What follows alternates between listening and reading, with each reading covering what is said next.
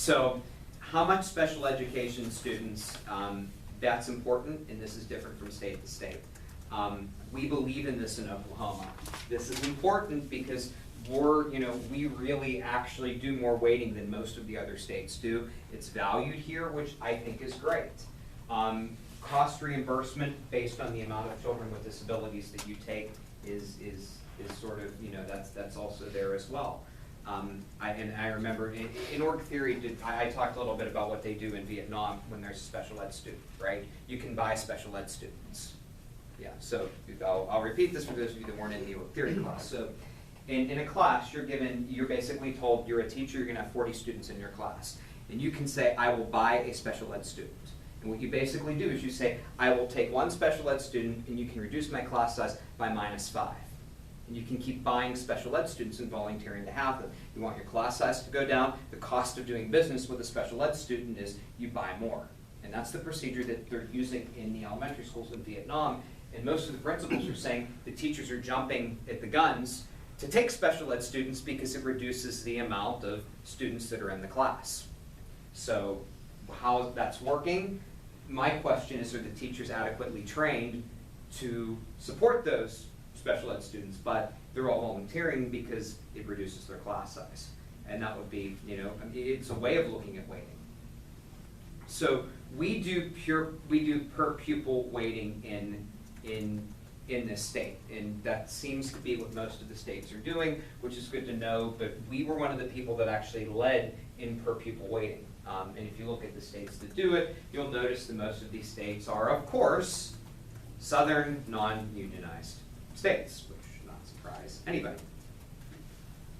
So here's our weighting that we do that we do in the state when we're actually looking at what we're awarding based on our per pupil expenditure.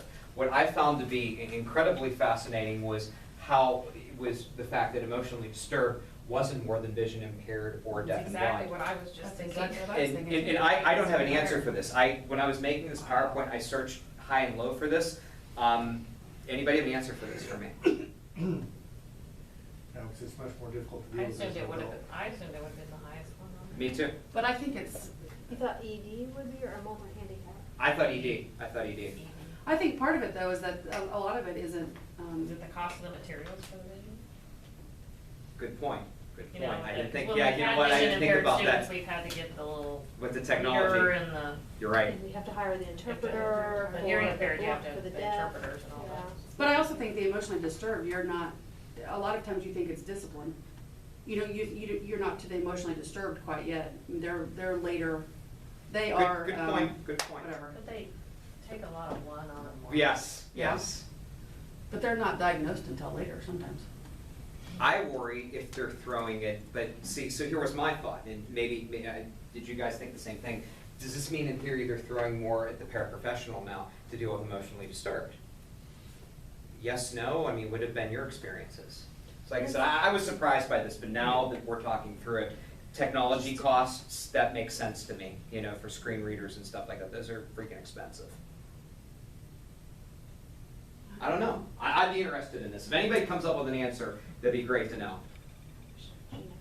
So, yet, another thing that we should probably briefly mention is, this notion of low income in ELL students. Most states provide funding for each area. Only 4 states don't. I just give you what states they are. It shocked me that Nevada doesn't, because Nevada has such a huge population of low income ELL learners that just surprised me that there's no funding. We don't do low income financing in the state because we rely on basically sparsity and isolation, because you can only do one or the other. So for low income students, they do not get additional funding in Oklahoma, but we call it isolation rules. My guess is that mergers and consolidations would cause low-income financing to increase, because then you would have less districts, and then you would have more emphasis on what a poor district looks like versus what a rich district looks like. The more districts you have, the less distance there is between what poor and rich is. So I'm confused, I think. So are free and or reduced use lunch, you know, that's federal, That's federal, yes. federal, so that's not this. That is not this. Okay. This would be the state basically saying, we're giving additional money and we're pushing it to these districts and to these students that have really low incomes. But most of the time when they do this, they're doing this in districts that are like, most states have 60 to 70 school districts in the state. We are so far away from that here because of these individual local control issues that exist in Oklahoma that don't exist really in many other states. So we don't have this, but we do the federal programs to replace it. And we do isolation rules to replace it as well. Okay. So we are increasing in ELL funding.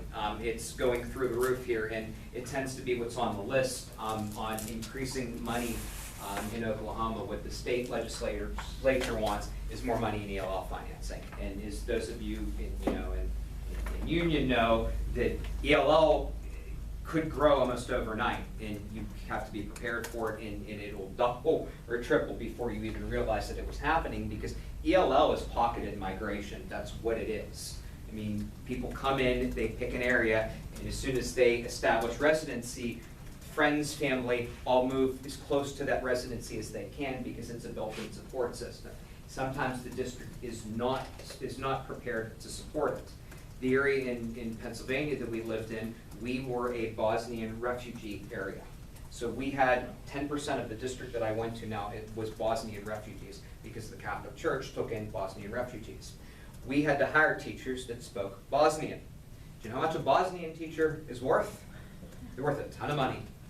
And it cost our class sizes. Our high school class size was 27. To adjust to Bosnians now, we had to up the high school class size to 32, because in order to pay one, you had to cut somewhere else, because we couldn't find anybody that could speak Russian or Bosnian. So highly qualified teachers, I don't need to talk about this in Oklahoma because we do have highly qualified teachers here, or at least if we don't have highly qualified teachers, we are willing to pay for them.